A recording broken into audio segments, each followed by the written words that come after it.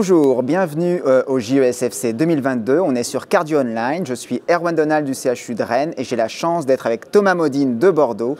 Et on va parler de la sténose aortique en 2022. Alors Thomas, quelle est la place de la chirurgie aujourd'hui?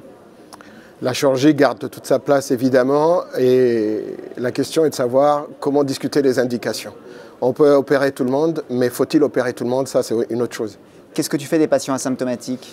Je pense que de plus en plus d'études, dont une dernière qui a été publiée récemment dans New England, qui démontre clairement que l'espérance de vie, en tout cas la survie, a été meilleure chez les malades opérés, même asymptomatiques, avec une sténose aortique significative. Donc je pense qu'il faut les opérer.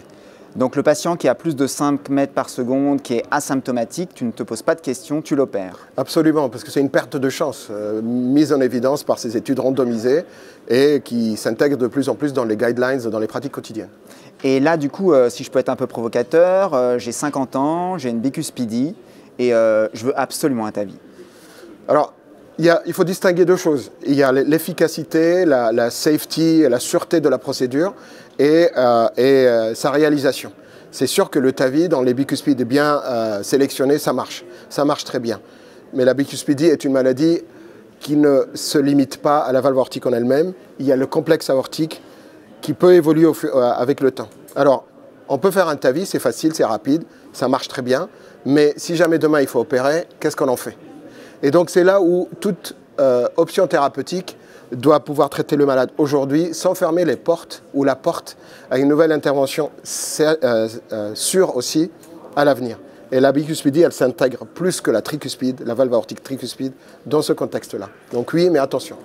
Qu'est-ce que tu penses de la réintervention chez un patient qui a eu un TAVI précédemment? Il y a des papiers qui disent que la morbimortalité chirurgicale est assez élevée. Qu'en penses-tu? Alors, il faut savoir que le risque opératoire au moment où on fait le TAVI est forcément inférieur au risque opératoire où on va explanter le TAVI. Donc il y a déjà cette marge qui va au dépend du malade qu'il va falloir intégrer. La deuxième chose, le TAVI prend de la place. Et des fois, un simple remplacement valvulaire aortique et se transforme en un remplacement valvulaire aortique complexe, mais aussi un remplacement de l'aorte ascendante, qui complique beaucoup les choses.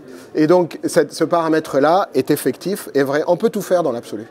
Mais est-ce que c'est raisonnable? Est-ce que c'est sûr pour le malade? C'est une autre question. Je pense que c'est la raison pour laquelle les indications de remplacement valvulaire aortique ou de TAVI doivent être discutées en hard team et qu'on pèse le pour et le contre.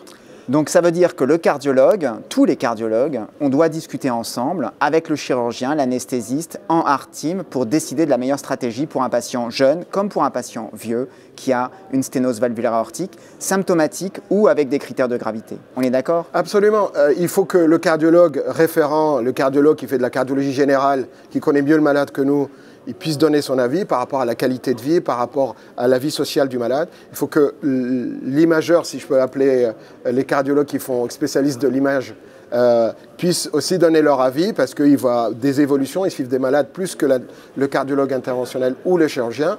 Et il faut que tout ce beau monde se mette ensemble et dire, ben voilà, est-ce que je peux faire? À quel prix? Mais si ça ne marche pas, comment je fais? Et ça s'intègre dans une notion qui nous est tous très chère, ce qu'on appelle le lifetime management. Si on fait aujourd'hui un TAVI, qu'est-ce qu'on fera demain? Si on commence par la chirurgie, comment on fait demain? Mais je pense qu'on va en parler. Merci Thomas. On a appris beaucoup de choses sur la sténose aortique. C'est une affaire d'équipe et une affaire effectivement de longue durée de traitement si on prend des patients jeunes. Et donc il faudra encore en reparler l'an prochain. Absolument, avec plaisir. Merci Thomas. Merci.